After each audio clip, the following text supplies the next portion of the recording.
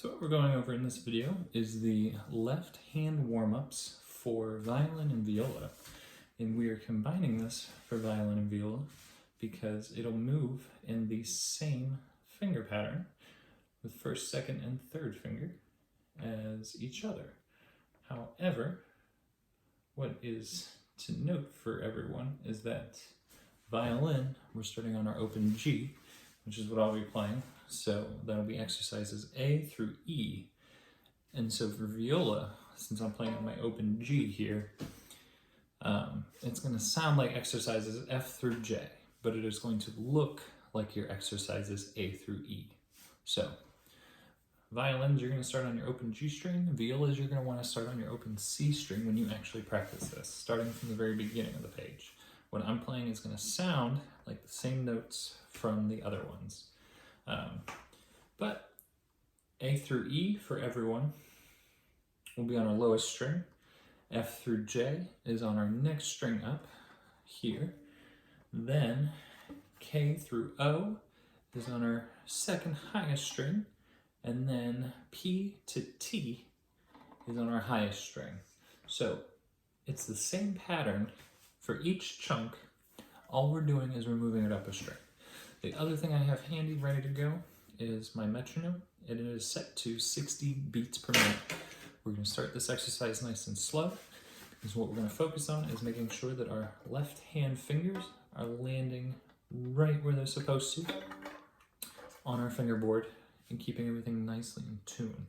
So exercise 1, exercise A, we have half notes. So we're going to hold 2 full counts. If our finger does not land where it's supposed to, we're going to make adjustments as needed, so that way it moves right where it needs to.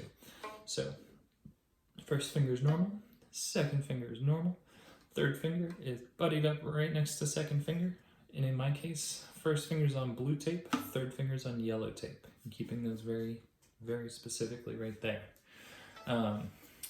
We are also going to finish this last measure with a whole note. Hold 4 full counts. It's a little more for our right arm than it is for our left. But here we go on letter A. 2, ready, and...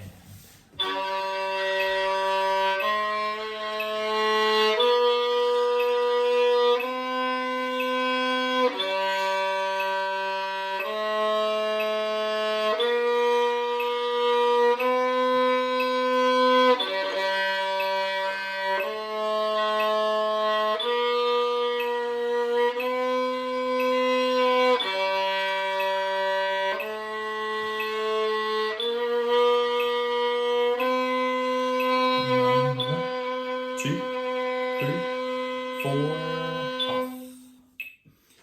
And that takes us through A.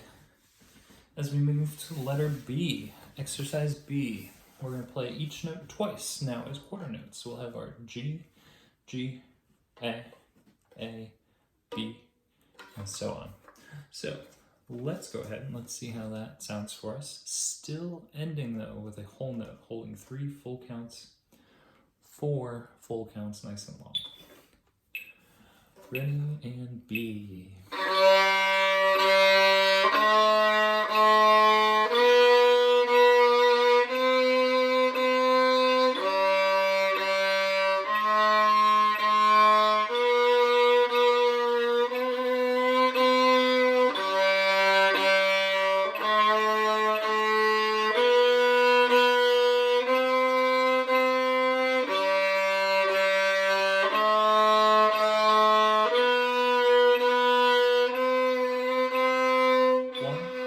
Two, 3, 4. Yeah, they got a little spicy for me, but I made my changes, I made adjustments as I was going through.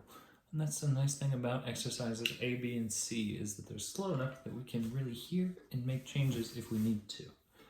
However, exercise C, we're back to 1 quarter note per pitch, which means we're going to be changing our left hand every time we change our right hand, except our last note, which is a whole note, so we're still going to hold that 4 full counts. So let's go ahead and let's hear what line C sounds like. 2, ready, line C.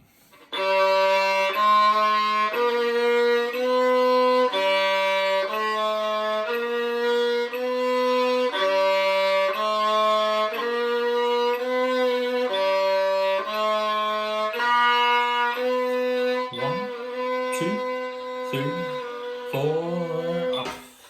Yeah, I could use a little more work on my long bows. But, yeah, so that takes us through line C.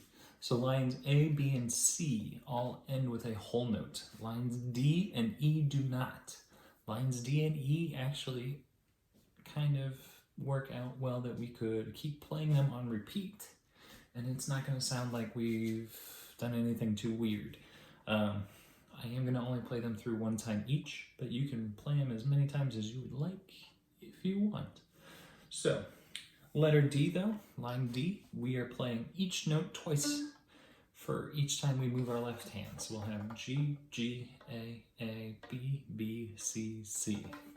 Just like line B, but twice as fast with our bow. So let's go ahead and let's hear that. 2, and ready, line D, and.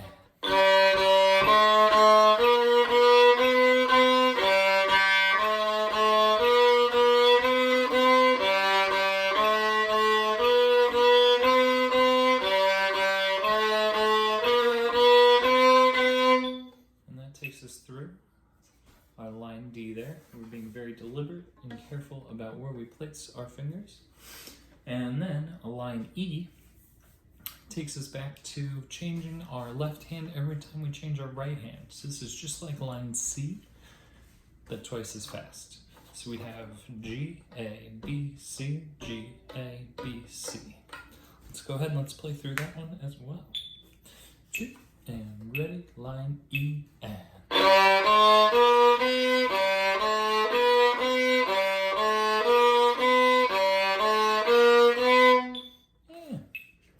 So I was not, actually I only played half of it, oops.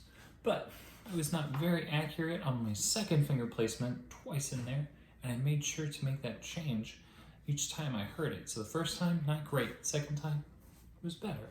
Third time, not great again. The fourth time was better. So keeping that in mind as I'm going through, I can make those adjustments to keep retraining my brain to make sure that I'm getting those right more often than I'm getting them wrong, and pushing myself in that direction. Yeah, hopefully this helps.